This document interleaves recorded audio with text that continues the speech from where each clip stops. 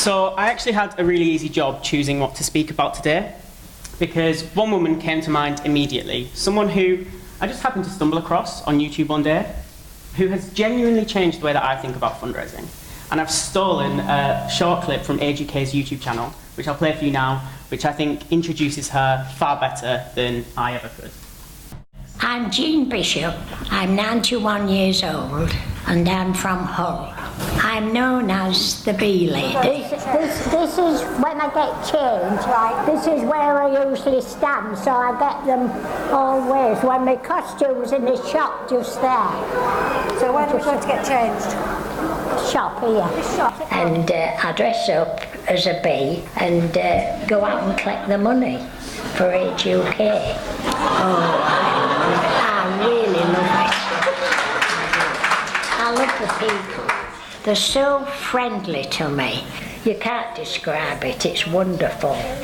Everybody, they hug me and kiss me and they're so nice to me. Thank you, are you? Yes, fine, thanks. Oh, well, that makes two of us. Oh, and the bee, yes. It is a bee. There hasn't been one person who's been either disagreeable or nasty. Thank They're you lovely. very much indeed. Oh, you are kind. Let me...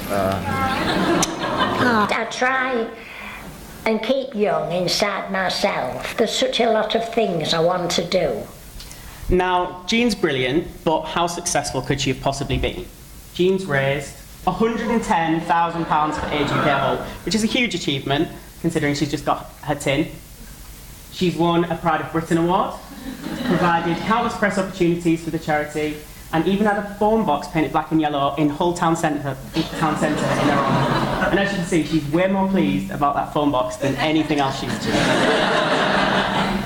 So I'll admit I'm a little bit obsessed with Jean, and she's a real inspiration to me, but there was one part of her video which really stood out, and it was the moment that she said this, that there hasn't been one person who's been disagreeable or nasty, they're lovely. Not one person, ever. Bearing in mind, Jean's been fundraising for over 24 years, longer than I've been alive, and not one person has ever had anything bad about her. So she's obviously onto something. You don't raise £110,000 and never have a bad word said about you just because you look cute in a bee costume. So to get to the bottom of it, off I went one Wednesday to Hull, to the lovely Age UK Centre there, hang out with Jean and her friends at their weekly knit and natter meeting. And I did take my own knitting, which you can see at the bottom there, which the ladies were very quick to let me know was absolutely rubbish. This is Jean actually helping me knit the bow tie that I'm wearing today so that I'd look smart for when I gave my talk, bless her. Although, they did absolutely rinse me for taking those bamboo knitting needles. There was a lot of like, oh, thinks he's trendy, coming here from that London with his bamboo knitting. But most importantly, I got to sit down with Jean and chat about what's made her so successful. And during this conversation, she turned to me at one point and she looked me dead in the eyes and she said, when I put on that costume, I become the bee. I am the bee. And she said that the bee only has two rules. Number one, always have a smile for everyone you meet. And number two, never ever shake your tin. Just two rules to raise £110,000? Well, I think there's a little bit more to it than that. She's also a beneficiary of the charity, so you can't argue with Jean that your money's not going to a good cause, because she's living proof. Jean trusts the charity and you trust Jean, so in turn you trust the charity. She's also wildly off-brand for Age UK, but her message is so on-brand for Age UK. In the simplest terms, they're the people who make older people happy, and Jean is bang on that core proposition. And Jean talked to me for a long time about how passionate she is about what she does. She genuinely loves fundraising and it makes her happy. And I think that shines through in what she does. And these 5 things, and a long list more, come together and they just make giving to Jean feel so good. People put money in Jean's tin and they go away feeling genuinely pleased with the decision that they've made to give. It's like at every turn, happiness is just built into what Jean does. And that's what I wish I'd thought of. I wish I'd thought of putting happiness right at the heart of my fundraising, just like Jean Bishop. Now, that list of factors that I talked about, they're kind of like the perfect storm. And when all of that comes together, it's like, with a little bit of luck, lightning struck and created Jean, who is just this unstoppable fundraising force. And I can't stand here today and tell you how to make a lightning strike a second time for your own charities.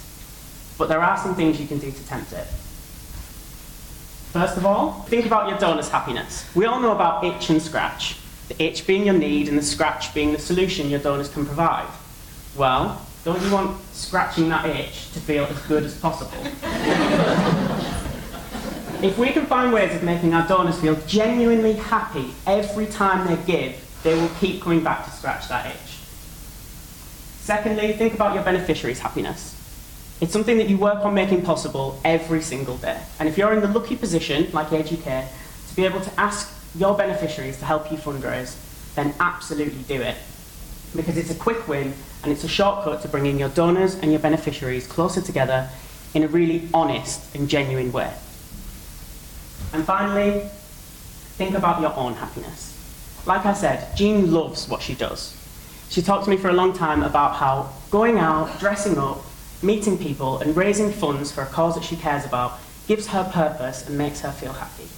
And if she was here today at the event, she would tell you herself that that happiness has made her a better fundraiser. So if there's one thing that you take away from today, I hope it's this: to remind yourself as often as possible why you do what you do. Stay motivated, be passionate, and most importantly, be happy.